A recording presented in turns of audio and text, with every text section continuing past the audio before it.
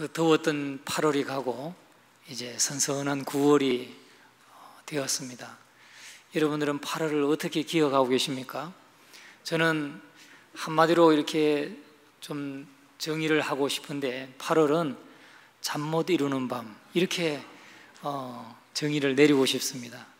왜냐하면 폭염이 아주 거의 한 달 내내 폭염으로 인해서 잠을 설치기도 했고, 또 2016 브라질 리우 올림픽 한 번씩 좀 늦게까지 또 응원하느라고 잠을 좀 못 잤기 때문에 잠 못 이루는 밤, 이렇게 주제를 달 수가 있습니다. 그런데 여러분들은 올림픽을 어떻게 보셨습니까?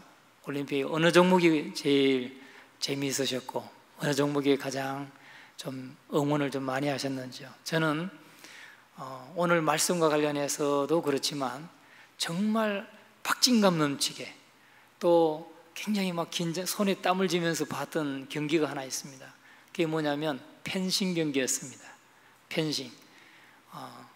그 올림픽 펜싱 에페 개인전에서 남자 금메달을 땄던 그 국가대표 박상영 선수, 5점인가 6점 지고 있었는데 시간도 얼마 없는데 어떡하다 한 번만 실수하면 그냥 지는 건데, 이 사람이 어느 사람이 저 객석에서, 청중석에서 할 수 있다! 누가 이렇게 한마디 했어요. 그랬더니 이 사람이 앉아가지고 계속 할 수 있다, 할 수 있다, 할 수 있다, 이 모양이 나오더라고요. 그러더니 정말 그 6점인가를 계속 연속으로 따서 결국은 이겼어요. 금메달 땄어요. 여러분 그거 보셨나요? 저는 그거 끝까지 응원했습니다. 끝까지 응원하고 금메달 따는 거 보고 정말 함께 기뻐했는데, 야, 그 펜싱이란, 난 그렇게 펜싱이 재밌는 줄 몰랐어요. 그래서 펜싱을 대해서 좀 알아보니까 3종목이 있더라고요. 종류가 3개가 있는데, 뭐 플레레라고 하는 게 있고 사보르, 에페, 이렇게 플레레, 사보르, 에페. 플레레는 몸통과 등은 표적으로 삼고 찌를 수 있어요. 찌를 수 있고 그런데 찌르기만 인정돼요. 베는 건 안 돼요. 찌르기만 할 수 있어요. 그런데 이거는 공격 우선권이 있어서 먼저 공격하겠다 하고 공격한 사람만 득점이 되는 거예요. 같이 찔렀다고 해가지고 같이 득점이 되는 게 아니에요. 그런 종목이고, 사브르는 양손을 제외한 허리 위에 몸 전체를 표적으로 삼아서 이것은 찌르기도 득점이 되고 베는 것도 득점이 돼요. 그런데 이것은 그렇게 되는 것이고, 에페라고 하는 것은 이제 그 금메달을 딴 에페는 전신을 표적으로 해요. 전신을. 그래서 전신을 표적으로 하는데 모든 공격은 찌르기만 인정되는 거예요. 그리고 둘이가 동시에 찔렀다 그러면 동시에 득점이 되는 거예요. 여러분 이런 거 전혀 몰랐죠? 예. 제가 오늘 설명을 하기 위해서 공부를 좀 했습니다. 그날 보니까 도대체 플레리는 뭐고 사브르는 뭐고 에페는 뭔가 알 수가 없어가지고 막 공부를 했어요. 그랬더니 정말 재밌더라고요. 야, 그 사람은 서로가 찌르기만 하면 양쪽 선수가 같이 점수가 올라가기 때문에 6점을 진 상태면 이건 뭐 거의 희망이 없는 점수예요. 그런데도 불구하고 할 수 있다 하는 마음을 가지고 아마 속으로 기도 많이 했겠죠. 뭐 어떤 신앙을 갖는지 모르겠지만, 그런데 결국은 역전을 해가지고 금메달을 땄어요. 그래서 참 재밌게 보고 또 아주 굉장히 힘을 얻었던 그러한 것입니다. 여러분, 오늘 함께 은혜를 나누고 싶은 말씀은 펜싱과 같은 이 금에 관련된 것입니다. 금에 관련된 것. 우리가 금을 잘 사용할 수 있을 것 같지만 사실 그렇지 않다는 거죠. 사실 단순하지 않습니까? 그냥 찌르고 베고. 그런데 잘 사용할 수 있을 것 같은데 사실 직접 금을 잡아보면 그렇게 쉽지 않다는 거예요. 그리스도인이 된다는 것은 전사가 되는 것입니다. 예수 그리스도의 좋은 군사는 이 세상의 편한 삶을 추구하는 것이 아닙니다. 세상과 친구 되는 삶을 추구해서도 안 된다고 그랬습니다. 그러니까 우리 그리스도인들은 세상에 살면서 너무 그냥 편안한 삶, 세상에서 편안한 삶만 추구해도 안 된다는 거죠. 세상과 친구하면서 너무 즐겁게 그냥 세상에 푹 빠져서 살아도 안 된다는 거예요. 그게 뭐 비근한 예로 친구 때문에 뭐 주의를 잘 못 지키는 사람도 있지 않습니까? 친구 때문에, 친구 잃기 싫어서 뭐 회갑잔치나 돌잔치나 아니면 동호회, 저 동호회 나가서 뭐 운동하느라고 주의를 못 지키고 하나님을 섬기지 못하는 사람이 많잖아요. 그런 것들이 다 세상과 버탄 것이고 세상과 친구하는 삶을 말하는 것입니다. 하나님이 우리에게 원하시는 것은 영적인 전쟁입니다. 하나님이 그리스도인에게서 요구하시는 것은 영적인 전쟁. 그래서 마귀를 대적하고 이 땅에 하나님의 나라를 확장해 나가는 이 영적인 전쟁을 요구하는데, 우리가 그냥 세상과 짝해서 그냥 즐겁게 편안하게 나는 성공적인 삶을 살고 있다 이렇게 만족하고 그냥 안주한다면 결국 하나님이 원하시는 이 영적인 전사로서의 삶은 살아가고 있지 못하다는 거죠. 사실 영적인 전쟁터에는 우리가 가만히 이렇게 서 있기도 버거운 수많은 고난들이 도사리고 있습니다. 그렇기 때문에 사도 바울은 오늘 우리에게 이 에베소서 6장을 통해서 13절에 말씀합니다. 13절을 우리 다 같이 한번 읽어보겠습니다. 그러므로 하나님의 전신갑주를 취하라. 이는 악한 날에 너희가 능히 대적하고 모든 일을 행한 후에 서기 위함이라. 오늘 우리에게 명령하고 있는 것은 뭐냐면 서야 된다는 겁니다. 서라는 것입니다. 이 세상 가운데서 우뚝 서서 하나님의 전신갑주를 취하고 악한 날에 너희가 능히 대적하고 모든 일을 행한 후에, 다시 말하면 전투를 다 수행한 후에 서기 위함이라. 서기 위함이라. 승리해서 서 있어야 된다는 거죠. 그래서 사도 바울도 우리에게 서라고 명령했던 것입니다. 우리는 반드시 하늘로부터 온 전신갑주를 입고 굳게 서서 믿음의 대장이 지정해 주신 자리에 서 있어야 되는 것입니다.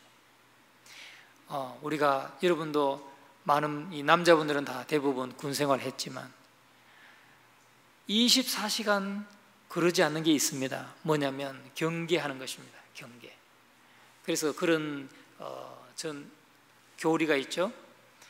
뭐 전투에 실패한 지휘관은 용서를 받을 수 있어도 경계에 실패한 지휘관은 용서받을 수 없다, 그런 말이 있어요. 그러니까 이 24시간 우리 부대를 지키는 겁니다. 그래서 병사를 초소를 세우죠. 사각지역이 없도록 초소를 다 세웁니다. 깨어 있어야 됩니다. 24시간 깨어 있어야 되고, 그래야 우리 아군이 안전하게 보호받을 수 있고 그 다음에 공격에서 이길 수 있는 거예요. 그런데 다 이 경계를 소홀히 하게 되면 싸워보지도 못하고 그냥 다 전멸할 수 있는 거잖아요. 그래서 경계에 실패한 장군은, 지휘관은 용서받을 수 없다, 이런 교리가 있습니다.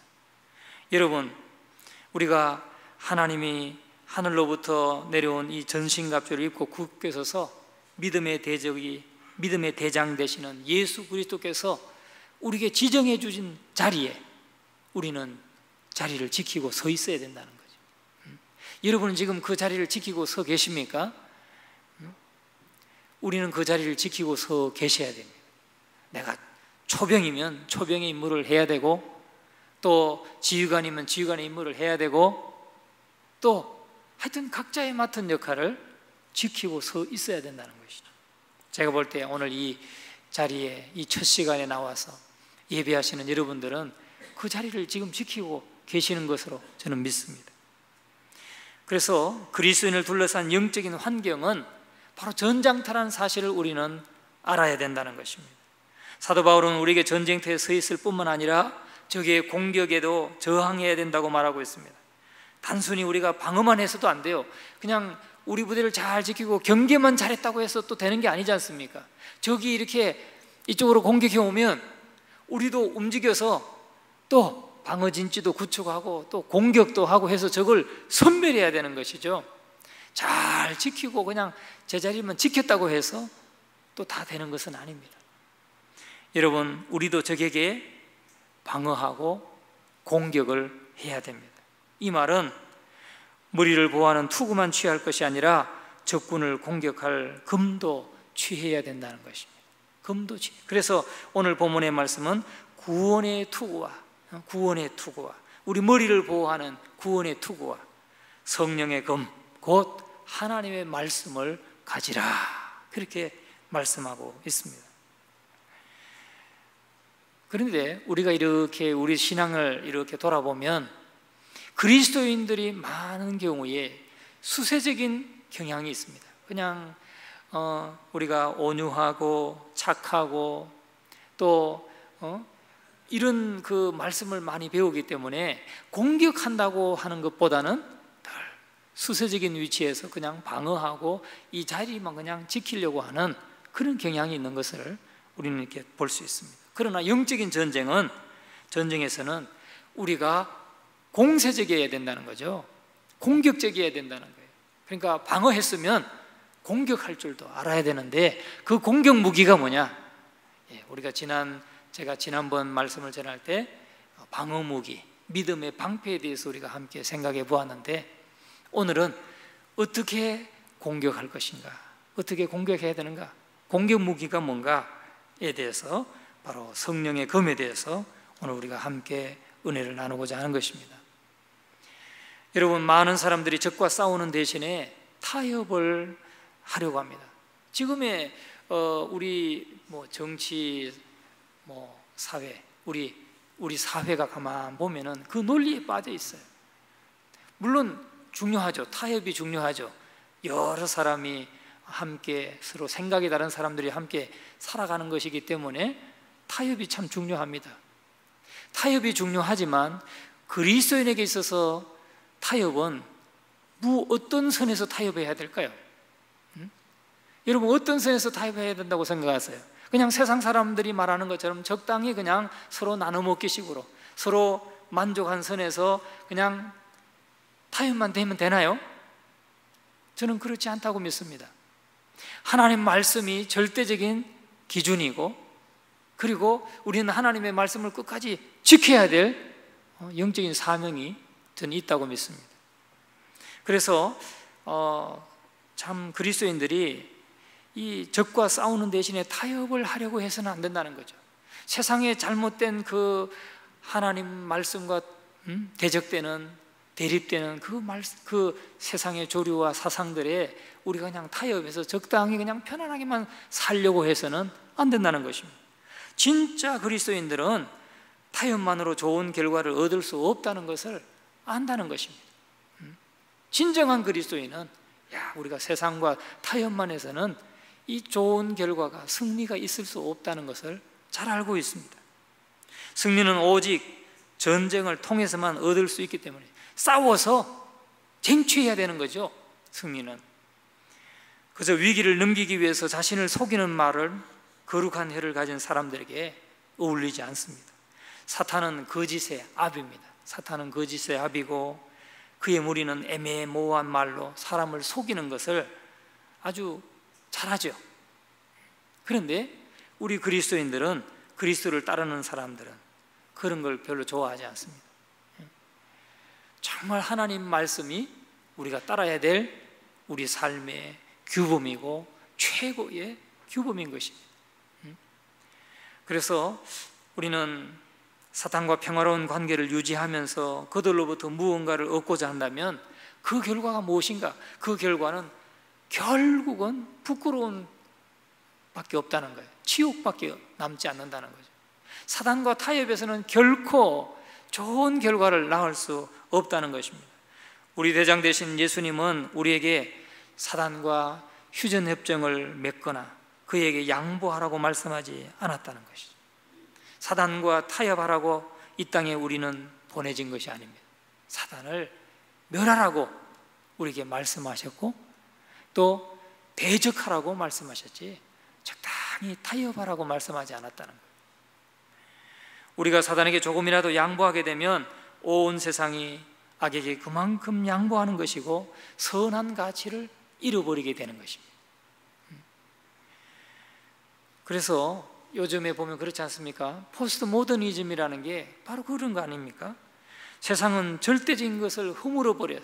하나님 말씀 절대적인 것이라는 것을 받아들이지 않습니다. 인정하지 않습니다. 그걸 허물어뜨립니다. 그래야 내 생각을 그만큼 더 앞세울 수 있으니까. 그래서 하나님의 말씀을 절대적인 것으로 받아들이지 않고, 그래서 그건 성경의 생각일 뿐이고 내 생각은 다르다는 거예요. 내 생각도 인정해 달라는 것이죠. 이게 세상의 생각이고 그것이 마귀가 사람들을 조종하는 방법입니다. 정의의 개념도 절대적인, 예전에는 정의하면 거구, 물론 지금은 뭐 거구라고도 하겠지만 우가 있었고 좌가 있잖아요. 그런데 정의의 개념을 이 사람들은 상대적인 개념으로 바꾸었어요. 절대적인 정의가 없어졌어요. 그게 오늘날의 정치판이고 교육의 또 장이고 사회의 모든 전반에 우리 국민들의 사고를 참 지배하고 많은 영향을 끼치고 있는 것이 바로 그런 거 아닙니까? 모든 걸 상대화시켰어요. 그러니까 하나님의 말씀을 대할 때도 상대화시켜서 그 말씀을 따르려고 한다는 거죠. 내 마음에 맞으면, 내 생각과 합하면 그 말씀은 옳은 말씀이고, 그렇지 않으면 들으려고도 하지 않는 그런 것들이 바로 이 포스트 모더니즘의 영향인 것입니다. 그것은 바로 사단이 오늘 이 시대에 우리 그리스도인들을 허물어뜨리는, 정말 이 영적인 이 기준을 허물어뜨리는 방법으로 사용하고 있는 것이 바로 그것이 아닌가, 이렇게 생각이 됩니다. 심지어 교회 안에서까지도 이 포스트 모더니즘의 영향이 조금씩 자꾸 파고 들어오는 그런 것들을 우리는 경험을 하게 됩니다. 하나님의 말씀을 받을 때도 그것은 그냥 성경의 말씀일 뿐이고 내 생각은 달라. 지금은 시대가 바뀌었잖아, 이렇게 받아들인다는 거예요. 지금 시대가 바뀌었으니까 그 하나님의 말씀도 그건 2000년 전의 말씀이고 고리타분한 그 시대의 말씀이지 오늘에는 맞지 않는 말씀이다, 이렇게 덮어버린다는 것입니다. 만약 우리가 어둠의 세력에 대해서 분명하고 확실한 태도를 우리가 고수하지 않는다면 이 땅에 더욱더 죄는 만연할 것입니다. 죄가 고상한 것으로 받아들여질 것입니다. 그래서 죄와 협력한다는 것은 죄가 가진 뻔뻔함과 악랄함을 부드럽게 만드는 거예요. 죄라고 하는 것은 뻔뻔한 것이고 악랄한 것인데 그것이 참 부드럽고 우리에게 꼭 정말 있어야 될 것 같고 우리를 굉장히 위해 주는 것 같이 느끼게 만든다는 것이죠. 여러분, 그게 바로 우리가 가끔 보면은 천주교는 제사도 지금 허용하지 않습니까? 제사도 허용해요. 그래서 많은 사람들이, 기독교인들도 제사를 드릴 수 있고 마음대로 술, 담배도 할 수 있고, 요즘에는 또 동성애도 인정해요. 인간의 기본권이다, 인권이다 하는 그런 명목으로 동성애도 인정합니다. 교황은 가는 나라마다 그런 걸 막 인정하고 막 선포합니다. 그러니까 사람들이 그런 죄 가운데 있는 사람들이 다 그쪽으로 가는 거죠.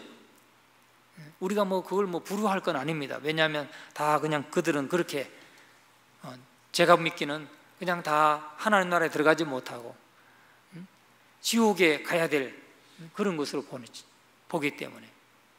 그런데 그렇게 사람들을 미혹한다는 것이죠. 우리가 죄에 대해서 분명한 태도를 취하지 않는다면 우리가 알고 있는 많은 교리들이 세상의 수준으로 타락하고 또 몰락하게 될 것입니다. 탐욕과 이기심으로 가득한 삶이 당연한 것으로 받아들여지게 되는 것입니다. 우리는 영적인 전쟁을 쉬어서도 안 되고 이 사단이 제공하는 음식을 그냥 덥석덥석 받아 먹어도 안 되고 우호적인 관계를 유지해서도 안 된다는 거예요. 오직 주님이 주신 무기를 잡고 담대하게 마귀를 대적하는, 주님이 맡기신 그 자리를 지키는 저와 여러분이 되어야 될 줄로 믿습니다. 오늘 저와 여러분은 정말 그리스도인의 전신갑주 중에 오늘 본문에 말씀하고 있는 성령의 금 곧 하나님의 말씀을 가지라. 하나님의 말씀을 가지는 것으로 우리는 무장해야 되고 준비되어야 된다는 것입니다. 여러분은 성령의 금을 가지셨습니까? 저는 어릴 때 그렇게 생각했어요. 성령의 금, 광선금처럼 보이지 않는 금은 성령의 금, 이렇게 생각했어요. 그런데 오늘 이 말씀을 준비하면서 그것이 아니고 성령께서 사용하시는 금, 그것이 곧 하나님의 말씀이라는 거예요. 하나님의 말씀은 성령의 금, 보이지 않는 이런 금, 그냥 우리의 심령과 골수를 찔러 쪼개는 그냥 보이지 않는 금이고 성령께서 역사하시는 금이다. 물론 그것도 뭐 크게 틀리지 않을 것 같은데 그렇게 생각했는데, 그것보다 더 정확한 이해는 뭐냐면 성령께서 사용하시는 금이라는 거예요. 성령께서 사용하시는 금이 있는데, 성령도 금을 가지고 계시는데 성령이 사용하시는 금은 하나님의 말씀이라는 것입니다. 그런데 성령을 모시고 살아가는 저와 여러분, 성령을 모시고 성령의 인도하심을 따라서, 성령의 명령에 따라서, 또 말씀하심에 따라서 살아가는 저와 여러분들은 그 성령의 금을 우리가 제대로 사용하고 있는가 하는 것입니다. 하나님의 말씀을 제대로 사용하고 있는가 하는 것이죠. 때때로 많은 경우에 성경은 오늘도 우리가 인터넷을 통해서 또는 신문을 통해서 세상의 많은 정보는 우리가 많이 얻고 그것에 우리가 많은 시간을 들이고 있지만, 투자하고 있지만, 하나님의 말씀, 성령께서 금으로 사용하시는, 공격무기로 사용하시는 하나님의 말씀에 대해서는 우리가 얼마나 많이 시간을 투자하고 그 말씀을 어떻게 사용할 것인지, 찌를 때는 어떻게 찌르고 벨 때는 어떻게 베는 것인지, 우리가 정말 그 말씀을 그렇게 사용하고 있는가 한번 여러분 생각해 보시기 바랍니다. 돌아보시기 바랍니다. 우리가 입는 전신갑주에는 여러 가지 장비들이 있지만은 공격용 무기는 오직 하나밖에 없는 것입니다. 금인 것입니다. 금. 성령께서 쓰시는 금, 곧 하나님의 말씀. 하나님의 말씀이 금이라는 것이죠.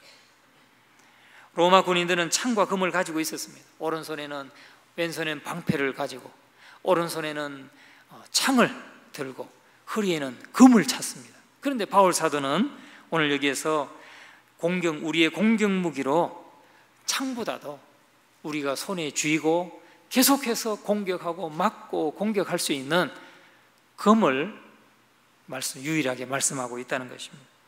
그 이유는 이 한 가지 무기가, 이 성령의 금이 모든 것에 해답이 되기 때문에 그렇다는 것이죠. 우리 모든 삶에 사단이 우리를 공격해오는 모든 경우에 그것을 막아낼 수 있기도 하고, 또 사단을 공격해서 무찌를 수 있는 유일한 무기가 바로 하나님의 말씀이라는 것입니다. 하나님의 말씀을 오늘도 그냥 우리는 그냥 덮어놓고 일주일 내내 그냥 덮어뒀다가 오늘 들고 오신 분 없으십니까? 우리는 지금 영적인 싸움을 싸운, 영적인 전사로서 부름받아서 정말 10년 된 사람도 있을 것이고 1년 된 분도 계실 것이고 30년 되신 분도 계실 것이고 50년이 넘으신 분도 계실 것입니다. 그런데 그 영적인 전사로서, 예수의 전사로서 우린 부름받아서 주님의 군사로 섰는데, 이 하나님의 말씀을 사용하는 데 있어서 우리가 정말 능수능란하게 이 하나님의 말씀을 사용하고 있는가 하는 것이죠. 그런데 우리는 가만히 돌아보면 정말 성경을 덮어놓고 우리가 예배 올 때만 들고 오는 경우가 많이 있지 않습니까? 이 말씀을 듣고 좀 찔리는 분은 우리 오늘 회개하고 다시 한번 말씀을 더 가까이 하고 말씀을 날마다 묵상하고 연구하고 말씀을 더 열심히 공부해야 될 줄로 믿습니다. 그런데 이 성령의 금은 하나님의 말씀으로 이루어졌다는 거죠. 성령의 금은 말씀으로 이루어졌고 그 금의 주인은 성령이시란 겁니다. 그 금의 주인은 성령이십니다. 성령은 이슬처럼 고요하시고 향유처럼 부드러우시고 산들바람처럼 잔잔하시고 그분은 평화로우신 분입니다. 그런데 그분은 말씀을 사용하신다는 거예요. 말씀을 사용해서 우리에게 때로는 용기도 주시고 우리에게 때로는 위로해 주시고 우리에게 힘을 주시고 적을 찔러서 마귀를 잘라내기도 하시고 죄를 잘라내기도 하시고 성령이 주인이시고 성령이 사용하시는 검이라는 것입니다. 오늘 저와 여러분은 정말 이 하나님의 말씀으로 충만한 저와 여러분 되시기를 주의 이름으로 축원합니다. 성령이 충만하신 분은 말씀이 충만할 수밖에 없는 것이에요. 그래서 우리가 성령 충만함을 받아야 되는 겁니다. 성령 충만하면 말씀이 충만해야 바로 성령이 충만한 것입니다. 왜냐하면 성령은 하나님의 말씀을 금으로 사용하시고 그 하나님의 말씀의 주인이 바로 성령이시고 그것을 기록하신 저자가 바로 성령이시기 때문에 우리는 성령으로 충만해야 되고 말씀으로 충만해야 될 줄로 믿습니다. 때로는요, 이 하나님의 말씀을 통해서 우리가 우리가 죄를 잘라내기도 하고 또 마귀를 공격하기도 하지만 때로는 자신을 찌를 수도 있다는 거예요. 자신을. 우리가 말씀으로 날마다 그 말씀을 대할 때, 이 말씀을 들을 때 여러분 말씀이 상처가 되는 경우 있습니까? 내 말씀을 들으면서 여러분들이 내가 다시는 복음을 듣지 않겠다 라고 우리 마음속에 거부한 적도 있습니까? 그 말씀이 공격하고 있다는 거예요. 우리가 말씀을 스스로 읽을 때도 내 죄에 대해서 말씀이 그렇게 깨우쳐 주시고 내 마음에 정말 내 마음을 찔러서 회개케도 하시고 또 내 그 죄를 잘라서 끊어버리게도 하신다는 거죠. 성령의 검은 마귀만 찌르는 게 아닙니다.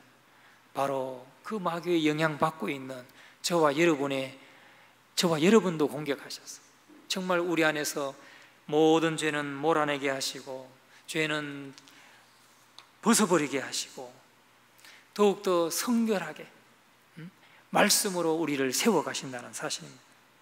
성령은 자신을 계시할 뿐만 아니라 악을 정복하심으로써 그리스도를 영광스럽게 하시는 것입니다.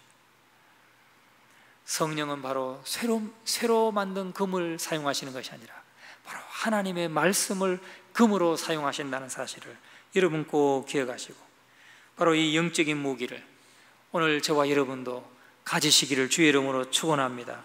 오늘 이 본문의 말씀은 성령의 검, 곧 하나님의 말씀을 가지라 명령하고 있는 것입니다. 우리에게 허락하고 있는 게 아니에요. 이건 허락이 아니에요. 명령이에요.